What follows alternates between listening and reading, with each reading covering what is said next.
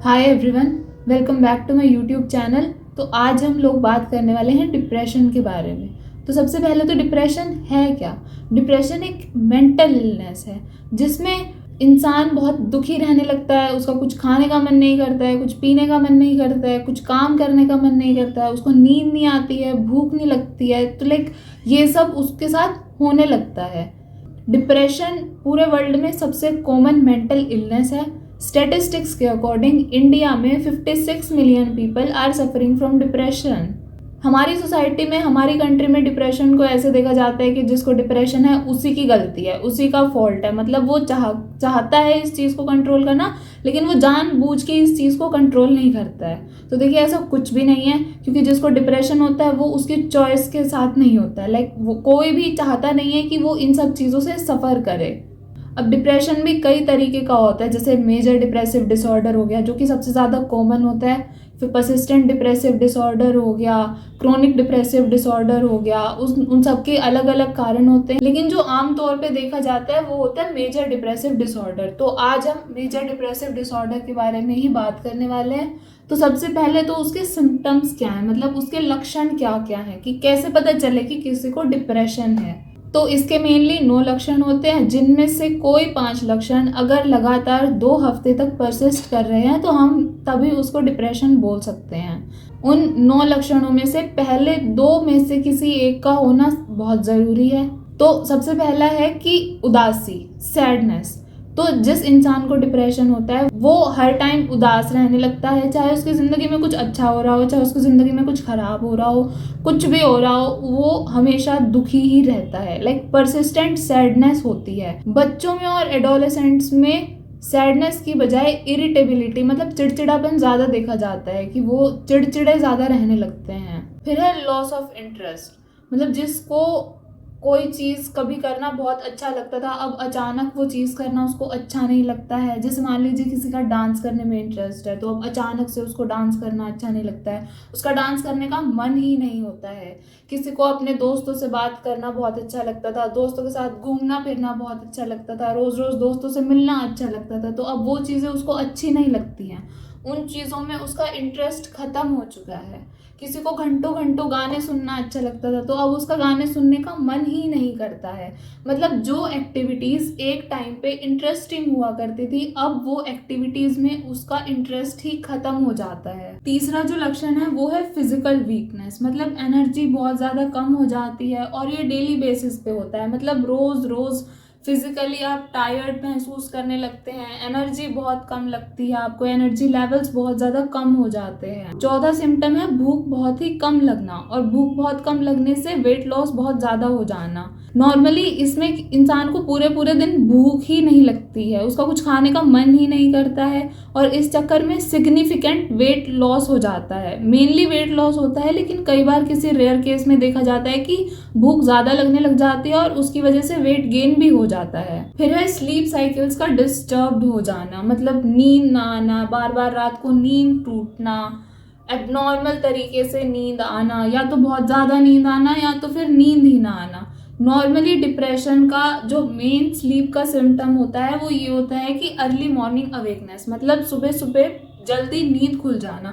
यानी कि जो इंसान नॉर्मली 8 बजे उठा करता था, अब 5 बजे उसकी नींद खुल जाती है। रोज रोज वो सुबह 5 बजे, 5:30 बजे उठ जाता है। छठा सिम्टम है वर्थलेसनेस या गिल्ट की फीलिंग होना। वर्थलेसनेस मतलब मैं किसी लायक ही नहीं हूँ, मैं किसी काबिल ही नहीं हूँ, मैं कुछ कर ही नहीं सकता हूँ, मेरे कुछ बस की बात ही नहीं है। मतलब अपने बारे में वर्थलेस फील करना, सेल्फ वर्थ बहुत कम हो जाना, और बहुत ज़्यादा गिल्ट में रहना। मतलब कुछ भी हो रहा है, कुछ भी हो रहा है, उसमें खुद को सोचना कि अगर ये हो गया तो मेरी वजह से हो गया, अगर ये हो गया तो मेरी गलती है इसमें। मतलब कुछ नेगेटिव इवेंट होना और उसका जिम्मेदार खुद को मानना, मतलब एक्सेसिव गिल्ट फील करना, हर एक चीज़ में खुद को कोसना, हर एक चीज़ में खुद की गलतियाँ निकालना, ये भी एक डिप्रेशन का सिम्टम। सातवां जो सिम्टम होता है वो है लॉस ऑफ कंसंट्रेशन, मतलब कंसंट्रेशन बहुत कम हो जाती है, किसी चीज़ में मन ही नहीं लगता है, बहुत जल्दी जल्दी जल्दी जल्दी आपका मन वहाँ से हटने लग जाता है, आप बहुत ज़्यादा डिस्ट्रैक्ट होने लग जाते हैं, या फिर आप बहुत ज़्यादा इनडिसाइसिव हो जाते हैं। मतलब आप कोई एक डिसीजन ले ही नहीं पाते हैं, यू आर ऑलवेज कंफ्यूज्ड कि ये करूँ या ये करूँ, या ये करूँ या वो करूँ। तो डिसीजन लेने की और थिंकिंग की पावर जो है वो कम हो जाती है। फिर है साइकोमोटर एजिटेशन और रिटार्डेशन, मतलब या तो जो आपकी मसल मूवमेंट है वो बहुत तेज हो जाती है, मतलब जैसे आपने देखा होगा कि कोई इंसान लगातार कमरे में इधर से उधर खड़ा होकर चक्कर ही लगाया जा रहा है, तो ये है साइकोमोटर एजिटेशन, मतलब बहुत जल्दी जल्दी कोई एक्शन होना। या फिर होता है साइकोमोटर रिटार्डेशन, मतलब एक ही जगह पे पड़े रहना, ना हिलना ना डुलना, तो साइकोमोटर एजिटेशन या रिटार्डेशन। उसके बाद जो लास्ट सिम्टम है वो है सुसाइडल थॉट्स। तो इसमें सुसाइडल थॉट्स आना बहुत ही कॉमन हो जाता है, मतलब लोगों को लगता है कि ज़िंदगी में कुछ बचा ही नहीं है, ज़िंदगी ख़त्म हो चुकी है, तो उनको सुसाइडल थॉट्स आने लगते हैं, यहाँ तक कि वो अपनी सुसाइड प्लान भी कर लेते हैं। तो अगर किसी को इन 9 में से कोई 5 सिम्टम्स हैं और वो लगातार 2 हफ्ते तक परसिस्ट कर रहे हैं, तो वो डिप्रेशन के पेशेंट हो सकते हैं। डिप्रेशन में हमारी डिसीजन मेकिंग की पावर बहुत खराब हो जाती है, हम बहुत ज़्यादा सेल्फ क्रिटिकल हो जाते हैं, लाइक हमें हर टाइम खुद की गलतियां ही दिखने लग जाती है, खुद में कमियां ही निकालते रहते हैं। कुछ भी गलत होता है उसमें सोचते हैं कि हमारी इसमें क्या गलती थी, हमने क्या गलत किया, like every time we are making self criticizing remark. बहुत ज्यादा परेशान रहने लगते हैं और इस परेशानी की फीलिंग को हटाने के लिए हम ड्रग्स वगैरह कंज्यूम करने लगते हैं, अल्कोहल कंजम्पशन बहुत ज्यादा बढ़ जाता है। तो इस चक्कर में डिप्रेशन के साथ साथ लोगों में अल्कोहल डिपेंडेंसी भी हो जाती है। अब बात करते हैं कि डिप्रेशन के कारण क्या क्या हैं। देखिए, डिप्रेशन के कारणों को हम 2 कैटेगरीज में डिवाइड कर सकते हैं, बायोलॉजिकल और साइकोलॉजिकल। तो अगर बायोलॉजिकल कारण की बात करी जाए तो सबसे पहले आता है जेनेटिक्स, मतलब अगर किसी परिवार में अगर किसी के ब्लड रिलेटिव को डिप्रेशन है तो उस इंसान के डिप्रेशन होने के चांसेस 2 to 3 टाइम्स बढ़ जाते हैं। तो हेरिडिटरी फैक्टर रोल प्ले करता है डिप्रेशन में। उसके बाद है न्यूरोट्रांसमीटर एक्टिविटी। तो हमारे ब्रेन में कुछ न्यूरोट्रांसमीटर होते हैं जो हैप्पीनेस हार्मोन्स होते हैं या ऐसे कोई हार्मोन्स होते हैं जिनसे हमें अच्छी फीलिंग आती है। तो डिप्रेशन में क्या होता है कि उनकी एक्टिविटी जो होती है वो एबनॉर्मल हो जाती है, मतलब बहुत कम सिक्रीट होने लग जाते हैं। अब इसमें नॉर्मली 3 हार्मोन्स होते हैं, सेरोटोनिन, नॉरएपिनेफ्रिन और डोपामाइन। तो इन न्यूरोट्रांसमीटर्स की एबनॉर्मल एक्टिविटी भी डिप्रेशन का कारण हो सकती है। उसके बाद बात करता है हार्मोनल कारण की। तो जब हम किसी स्ट्रेस इंड्यूसिंग सिचुएशन में होते हैं, मतलब जब कोई ऐसे सिचुएशन में हम होते हैं जो स्ट्रेसफुल हमें लगती है, तो हमारे अंदर एक हार्मोन सिक्रेट होता है cortisol, which also plays a role in depression. अब आते हैं डिप्रेशन के साइकोलॉजिकल कॉजेज पे। देखिए, यूजुअली देखा जाता है कि डिप्रेशन किसी नेगेटिव एक्सपीरियंस से ट्रिगर होता है, मतलब बहुत कोई बड़ा और बहुत ही नेगेटिव एक्सपीरियंस अगर किसी के साथ हो गया हो तो उसकी वजह से डिप्रेशन ट्रिगर होता है। जैसे कि एग्ज़ाम में फेल हो जाना, जो कॉलेज यूनिवर्सिटी हमें चाहिए वो यूनिवर्सिटी ना मिलना, वो कॉलेज ना मिलना, वो जॉब ना मिलना, या फिर किसी लव्ड वन का लॉस हो जाना, मतलब वो डेथ से भी हो सकता है, सेपरेशन या डिवोर्स इनसे भी हो सकता है। उसके बाद ब्रेकअप्स हो गए, फिर सीरियस हेल्थ प्रॉब्लम्स हो गई, या फिर फाइनेंशियली बहुत ज़्यादा लॉस हो गया। तो ये सब कुछ नेगेटिव इवेंट्स हैं जो कि डिप्रेशन ट्रिगर कर सकते हैं। लेकिन बहुत सारे केसेस में ऐसा देखा गया है कि बिना किसी बड़े नेगेटिव इवेंट के भी किसी को डिप्रेशन हो सकता है।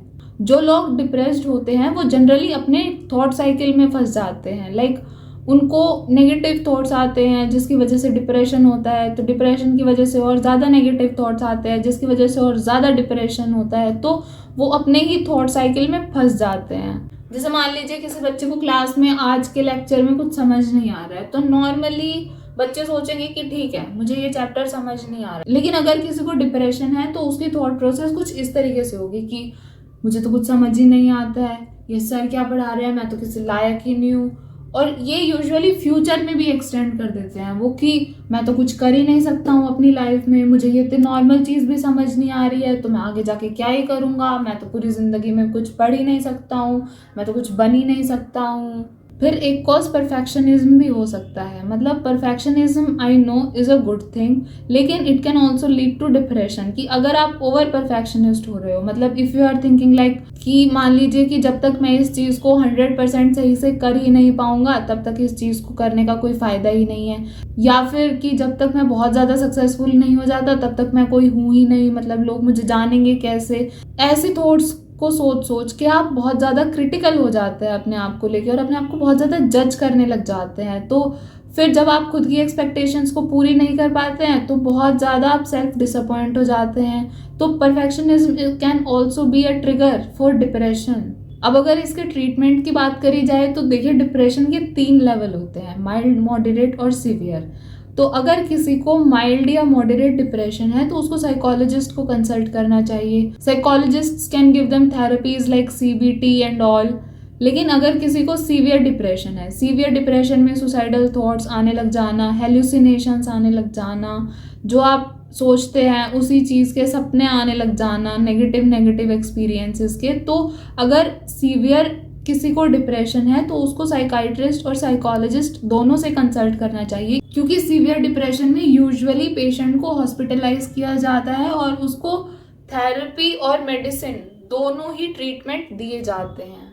तो जैसे हमारी सोसाइटी में आमतौर पे किया जाता है कि मेंटल प्रॉब्लम्स, मेंटल इलनेसेस को बहुत ही हल्के में लिया जाता है, तो आई वुड रियली सजेस्ट कि आप डिप्रेशन को हल्के में ना लें, क्योंकि खुद से डिप्रेशन को ठीक होने में सालों महीनों लग सकते हैं और 50% से ज़्यादा केसेस में फिर किसी स्ट्रेसफुल सिचुएशन के आने पे उस इंसान को दोबारा डिप्रेशन के एपिसोड्स भी हो सकते हैं। तो आई वुड रियली सजेस्ट कि आप किसी साइकाइट्रिस्ट या साइकोलॉजिस्ट से कंसल्ट करें, because depression is a serious mental illness.